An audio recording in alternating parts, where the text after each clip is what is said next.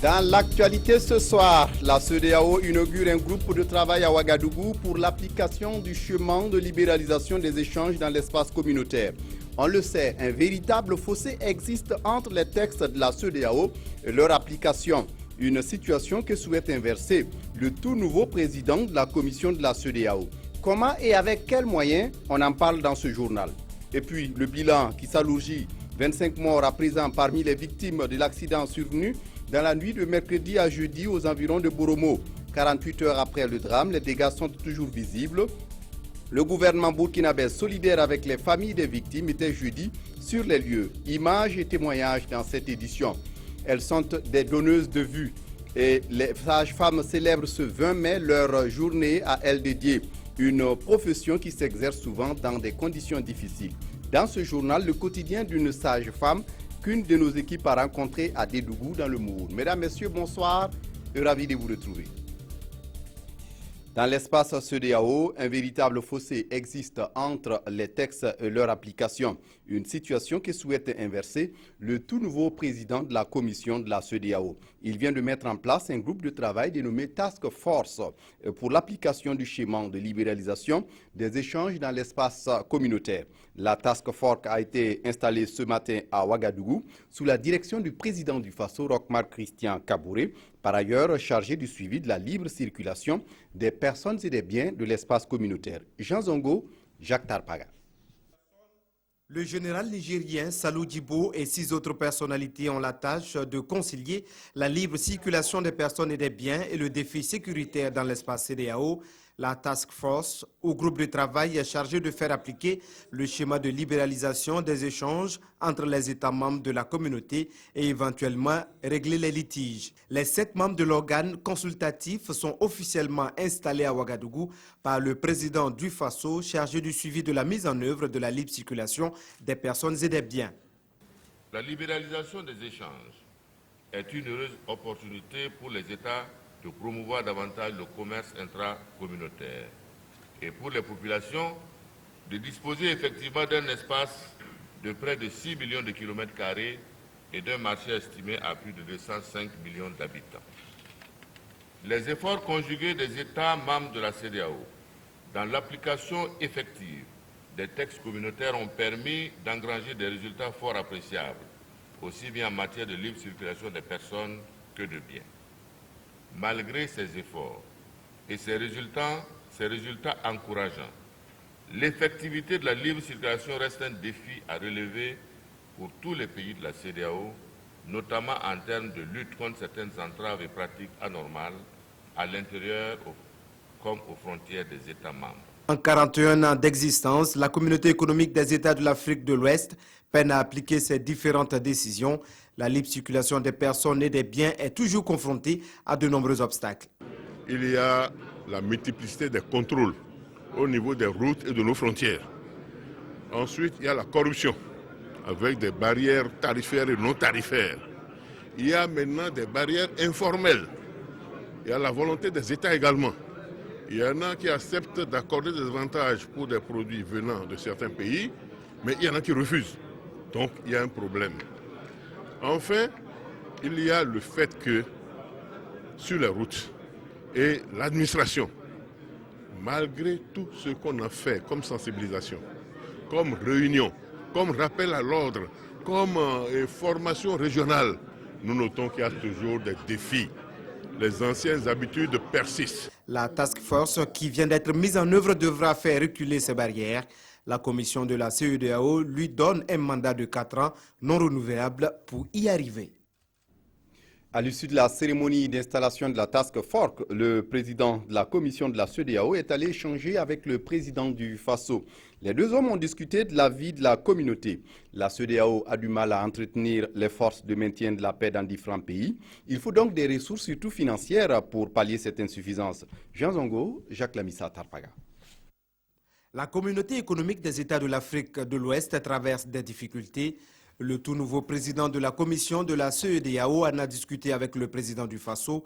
L'organisation a du mal à gérer les soldats en mission pour le maintien de la paix. Le Burkina, on ne peut que se féliciter de l'appui que le Burkina apporte à travers ses troupes pour la paix dans notre sous-région. Et nous avons les COMIB au niveau de la Guinée-Bissau, où les troupes du Burkina font un excellent travail. Mais la CEDEAO a des problèmes de trésorerie. Et donc, jusqu'à présent, c'est le Burkina qui a fait envoyer les troupes. Les frais d'entretien des troupes, la CEDEAO n'a pas été capable de pouvoir les décaisser. Donc, nous avons exprimé tous nos regrets au chef de l'État. Et pour le Mali, même chose, les forces burkinabées, alors que le Burkina aussi a ses contraintes sécuritaires. Et vous savez bien que dans le nord et un peu partout, il y a des attaques et que la communauté, le groupe d'appui pour le Burkina a souhaité qu'il y ait des réformes au niveau de la défense et au niveau de la sécurité. Alors, comment entretenir près de 9000 hommes à l'extérieur alors que vous avez des impératifs? Et donc, nous en avons discuté. Nous avons dit qu'on a engagé des démarches pour avoir des ressources et que, incessamment, dès que la trésorerie va s'améliorer, nous allons faire le décaissement. Il était prévu justement le retrait des forces en Guinée-Bissau en fin juin, mais la situation sécuritaire dans le pays est encore fragile et il faudra trouver les financements nécessaires pour l'entretien des troupes.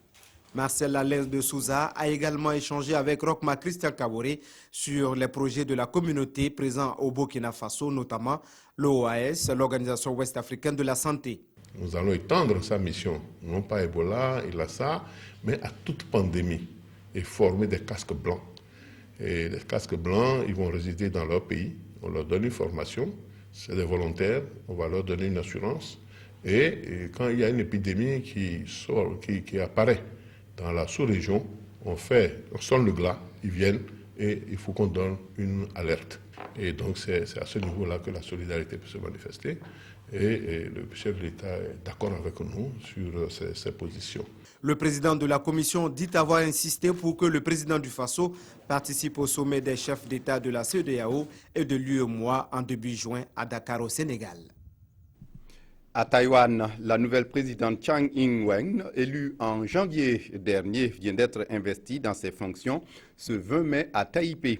C'était devant près de 700 dignitaires de 59 États, dont le Premier ministre du Burkina Faso, Paul Kaba Atieba. Le compte-rendu de Abdelaziz Yadibou sur place à Taipei. Taipei, au matin du vendredi 20 mai 2016. Dans l'enceinte du palais présidentiel, en plein cœur de la ville, des milliers de Taïwanais avec à leur côté plusieurs invités de pays amis, dont le Burkina représenté par son premier ministre et une délégation forte d'une dizaine de membres. Tous sont mobilisés pour vivre l'instant solennel qui consacre l'ouverture officielle d'une nouvelle page de l'histoire de la République de Chine, connue sous le nom de Taïwan. À la tête de ce pays asiatique de 36 000 km², une femme s'installe pour une première fois.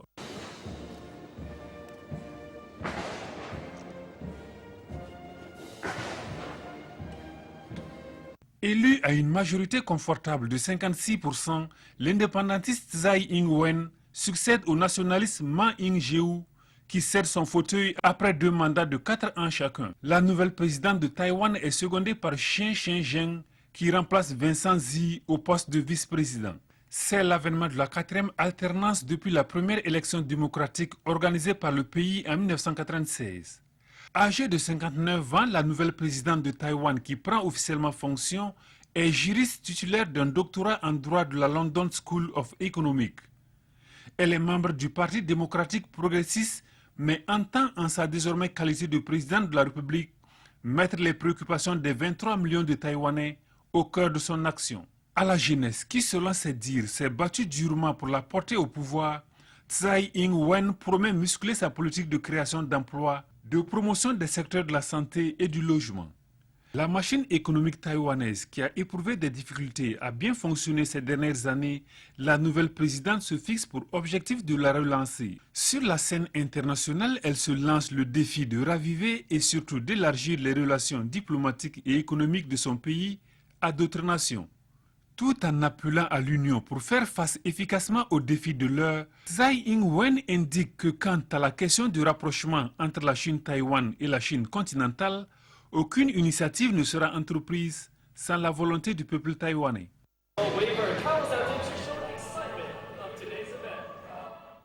Retour au Burkina et direction l'axe Ouagadougou-Bobo-Dioulasso où le gouvernement burkinabé solidaire avec les familles des victimes de l'accident survenu dans la nuit de mercredi à jeudi aux environs de Boromo sur l'axe Bobo-Dioulasso-Ouagadougou. Une délégation était ce jeudi sur les lieux de l'accident.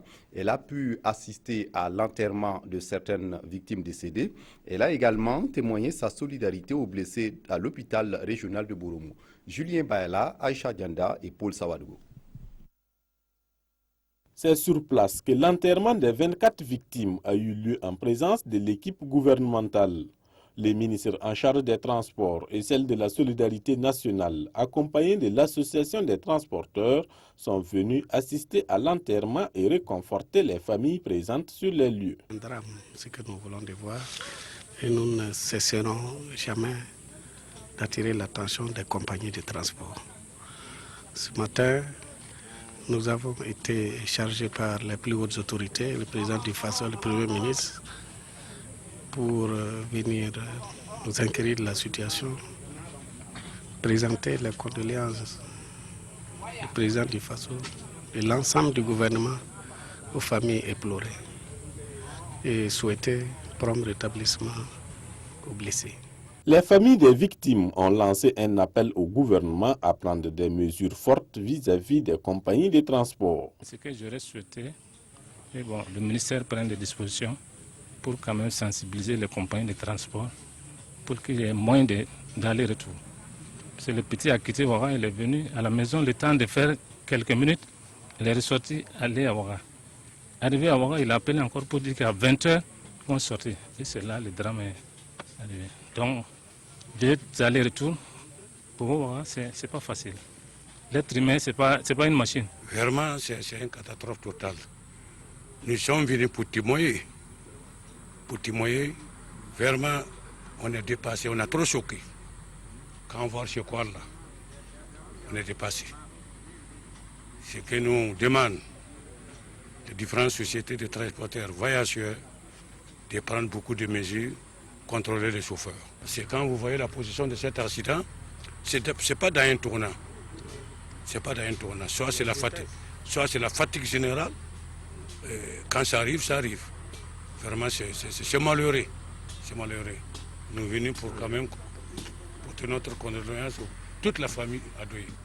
Après l'enterrement des victimes, la mission gouvernementale s'est rendue au centre médical avec antenne chirurgicale de Boromo pour rendre visite aux blessés. Au moment où nous quittions les lieux, seulement 5 blessés étaient internés au CMA et 20 autres étaient déjà évacués vers Ouagadougou et Bobo-Dioulasso. Et le bilan qui s'alourdit, 25 morts à présent, 48 heures après le drame, les dégâts sont toujours visibles sur place. Ali Traoré était ce vendredi sur le lieu de l'accident, son témoignage. 48 heures après le drame de Ouahabou, les stigmates de l'accident sont toujours visibles sur le site. Les 24 corps reposent désormais ici, juste à côté. Dans le district sanitaire de Boromo, où les blessés ont été évacués dès les premières heures, nous n'avons retrouvé que 5 qui sont hors de danger. Ils ont dit qu'ils viennent surveiller, mais il n'y a pas de problème. Voilà. Il te porte bien aujourd'hui. Lui-même, il demandait de voir pour continuer. Voilà. On était à 40 patients au total, 40 blessés que nous avons reçus, dont 20 étaient gravement blessés, qui ont nécessité une évacuation au niveau des centres de référence, notamment les 2 centres hospitaliers universitaires. 12 ont été évacués au centre hospitalier universitaire Yalgado Ouedraogo et 8 ont été évacués au centre hospitalier universitaire Sourosan. Il faut dire que la plupart des blessés présentaient des fractures. Pour dire que le choc a été violent, il y en avait qui avaient des fractures sur tous les 4 membres.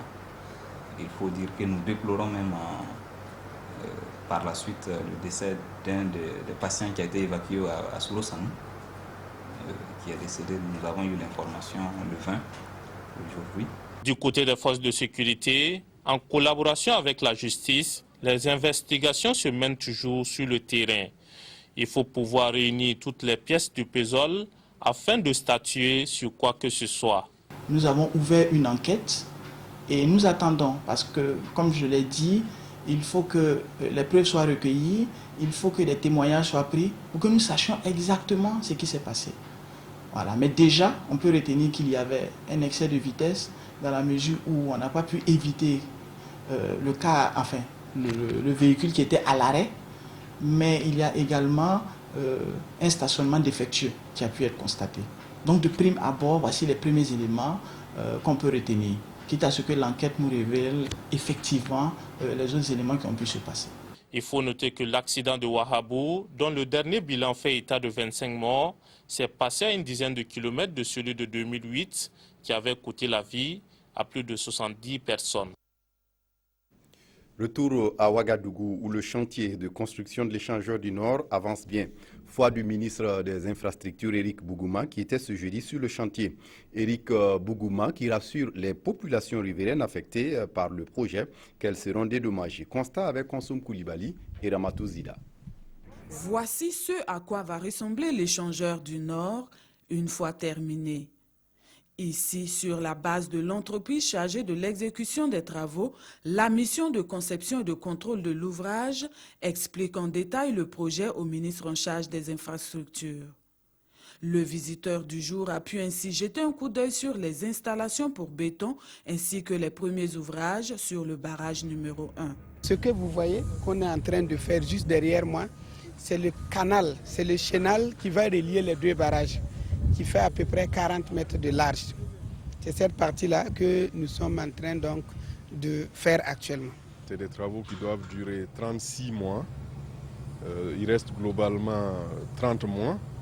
Ça veut dire que nous avons encore un peu de temps avant de voir pousser effectivement l'ouvrage. En somme, les travaux sont à environ 10% de réalisation. Le ministre Éric Bougouma se dit satisfait de l'état d'avancement du chantier. Interpellé par les riverains, il veut également s'assurer que les travaux sur le barrage numéro 1 ne comportent pas de risques pour ces populations, dont certaines sont déjà affectées par le projet. Il est prévu un mécanisme de dédommagement, non seulement des habitats qui sont concernés, mais qui, semble-t-il, ne sont pas très nombreux, mais surtout aussi pour les commerçants, les maraîchers, qui sont en tout cas sur les berges de ces deux barrages. Et le ministre de rappeler qu'il attend de l'entreprise et de la mission de contrôle le respect du planning et un travail de qualité. Après l'échangeur du Nord, cap sur la route nationale numéro 4 et le CIAO. Là, le ministre Éric Bougouma s'est imprégné des projets d'aménagement des voies entre l'échangeur de l'Est et le carrefour de Samba, ainsi que le boulevard Tinsoba entre l'échangeur de l'Est et celui de Ouaga 2000. Après les routes et les échangeurs, il faut bien des gares routières pour assurer aux voyageurs le confort de l'accueil et une partie du voyage. Le gouvernement envisage donc la réhabilitation des gares routières de Ouaga Inter et de l'Ouest dans la capitale burkinabé. Les études de faisabilité sont en cours et il faut bien s'accorder avec tous les acteurs. D'où une rencontre tenue ce vendredi à Ouagadougou. Suleiman Sanou et Estelle Judith Tassogba nous rencontrent.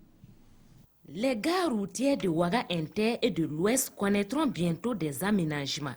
Il est question ici d'informer les acteurs du secteur des transports, le syndicat et les partenaires du démarrage technique des études d'exécution pour l'aménagement de ces gares. Ce que cela fait ce matin, c'est d'abord d'échanger avec les participants sur le processus de conduite de ces études, afin que dans les échanges, on puisse également recueillir les préoccupations des transporteurs. Quelle est leur vision pour l'aménagement donc de ces gares-là et quelles sont leurs préoccupations à prendre donc en compte par le bureau d'études dans le cadre donc des études d'aménagement de ces gares. Le démarrage des travaux est prévu en mars 2017. Le bureau d'études a 3 mois pour fournir un dossier d'appel d'offres pour le recrutement des entreprises. Pour la gare de Ouaga Inter, les travaux vont consister à l'aménagement d'une plateforme de 12 520 m², à la réhabilitation d'un hall central existant, à la construction d'un bâtiment administratif pour la commune, d'un poste de contrôle et des toilettes. Concernant la gare de l'Ouest, il s'agira de procéder à l'aménagement d'une plateforme de 20 466 m², à la construction d'un bâtiment-service, d'un poste de contrôle, d'un hall d'attente, d'un parking à 2 roues et à l'aménagement d'un carrefour d'accès au feu sur la RN1. La gare de Tampuy avait aussi été retenue, mais son exécution a été reportée à cause de l'impact du projet de l'échangeur du Nord sur cette gare. La construction et la réhabilitation de ces infrastructures s'inscrivent dans le cadre de la politique communale d'amélioration de la mobilité dans la ville de Ouagadougou. Dans l'actualité ce soir, la ville de Fadangourma a abrité ce 20 mai la célébration en différé de la journée mondiale des sages-femmes. À l'occasion, un hommage mérité a été rendu à ces hommes et femmes donneurs de vie, et parfois dans des conditions extrêmement difficiles. Sur place à Fadangourma, Alassane Tiendrebego et Mamadi Aouedraogo. Femmes et nouveau-nés au cœur de la pratique, la sage-femme, c'est sous ce thème qu'a été célébrée la Journée internationale des sages-femmes et maïticiennes d'État cette année au Burkina. Une occasion pour les agents de santé de se retrouver et de développer des stratégies en vue d'améliorer la qualité de leurs prestations pour le bien-être de la mère et de l'enfant. C'est une journée au cours de laquelle nous nous voyons et nous faisons une introspection pour voir ce qui n'a pas pu être bien mené et nous faisons des projections sur l'avenir dans le but d'améliorer la santé de la mère et de l'enfant. La représentante du ministre de la Santé a exprimé les encouragements du gouvernement aux sages-femmes et maïticiennes d'État pour leur travail qui s'inscrit en droite ligne dans la politique du gouvernement. Une politique qui prône la réduction de la mortalité et de la morbidité néonatale au Burkina. Le gouvernement a engagé depuis un certain temps l'augmentation du recrutement de sages-femmes et maïticiens qui ont été formés, qui ont payé leur propre formation pour pouvoir en tout cas les intégrer sur le terrain. Et comme on le sait, en matière de santé, les choses évoluent très rapidement. Donc le renforcement des compétences reste un élément essentiel et une priorité pour le département de la santé. Des certificats de reconnaissance ont été remis à des sages-femmes et maïticiennes d'État qui se sont illustrés courant la période 2015.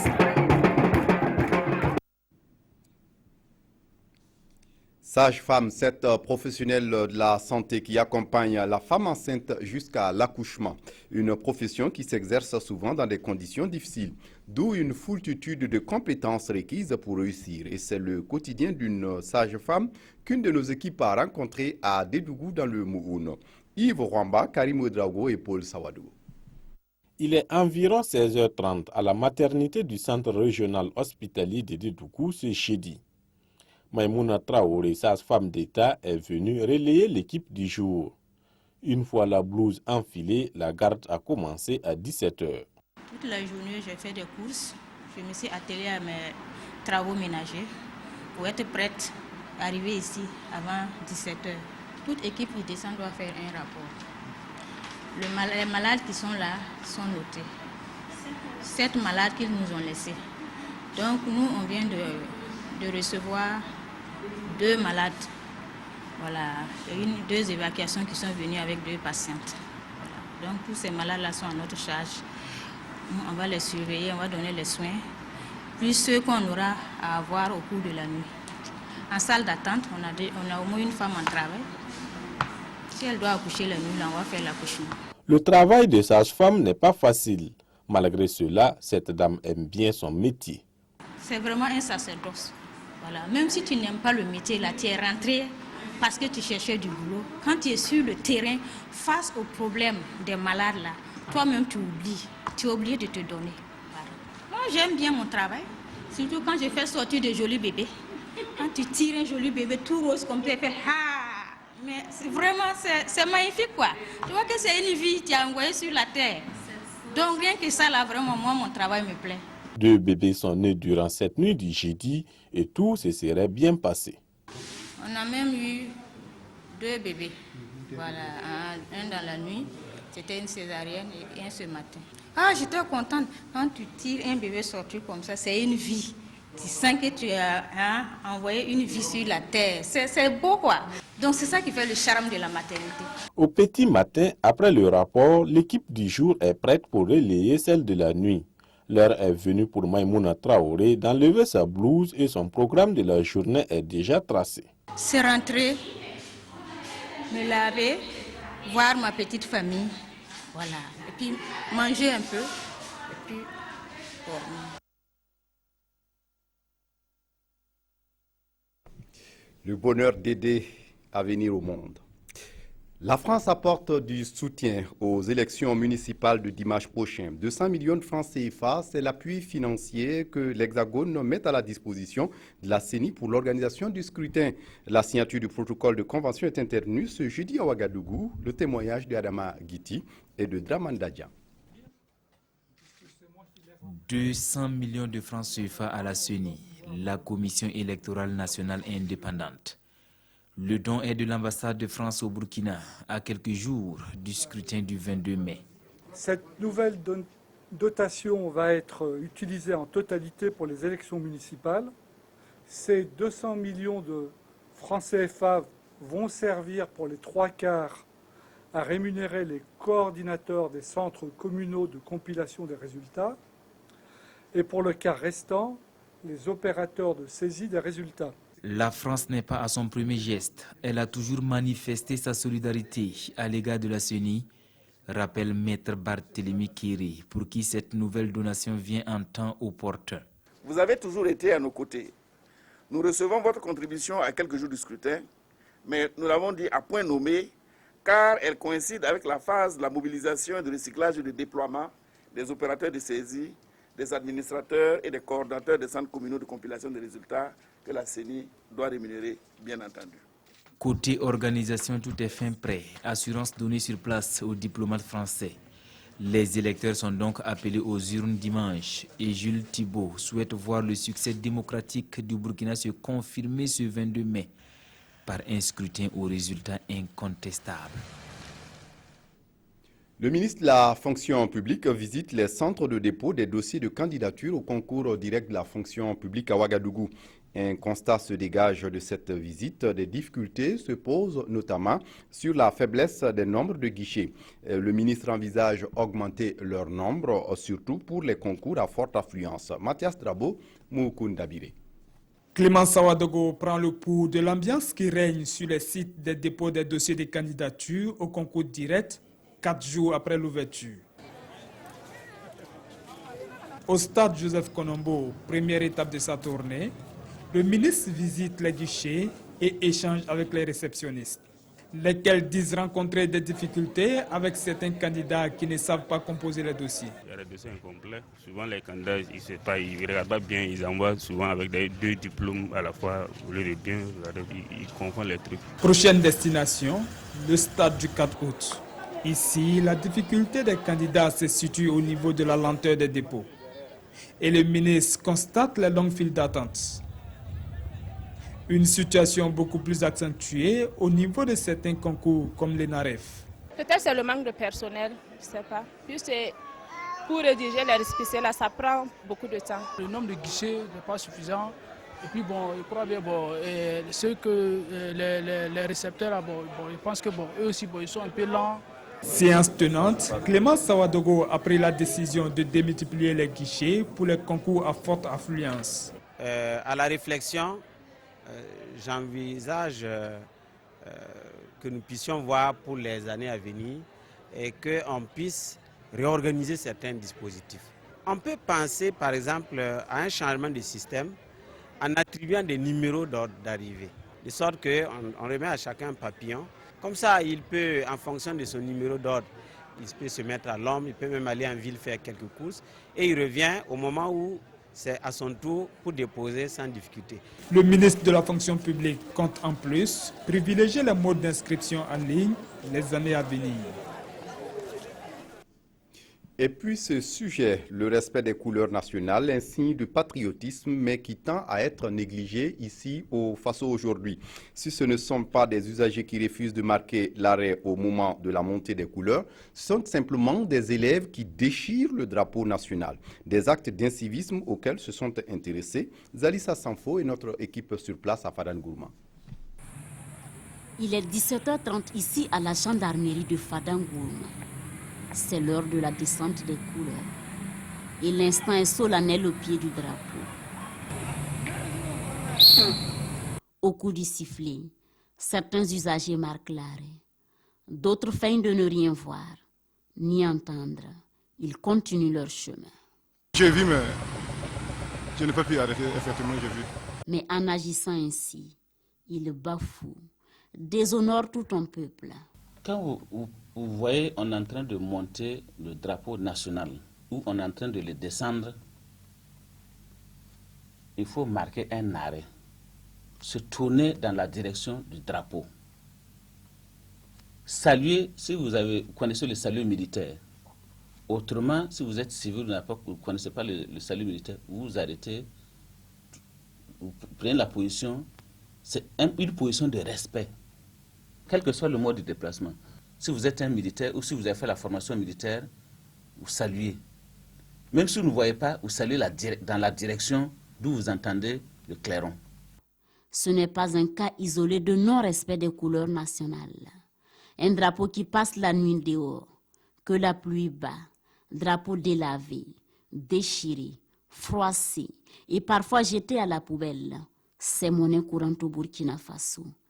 Mais vous ne verrez pas ces images, car les diffuser aussi pose un problème d'éthique et de déontologie. Il n'y a pas quelque chose qu'on peut respecter plus que le drapeau. Il est l'incarnation de notre peuple.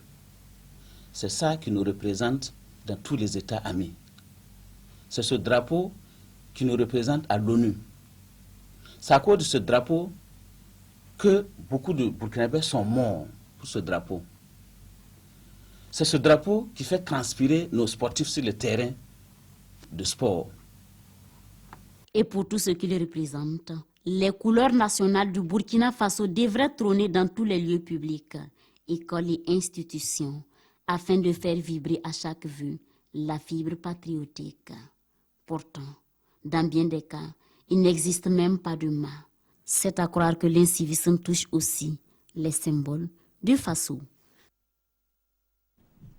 Et puis le recueillement pour les victimes de l'avion d'Égypte Air, les proches sont terrassés et à la tristesse des familles s'ajoute un contexte de plus en plus préoccupant. C'est le 3e drame aérien en 7 mois en Égypte.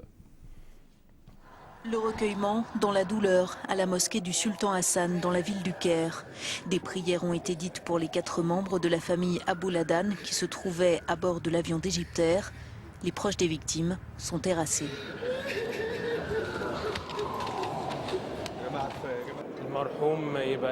C'était mon cousin. Il était comme un grand frère pour moi. Qu'il gagne le pardon de Dieu. C'est très dur pour la famille. Que Dieu bénisse tous ceux qui sont morts dans l'avion.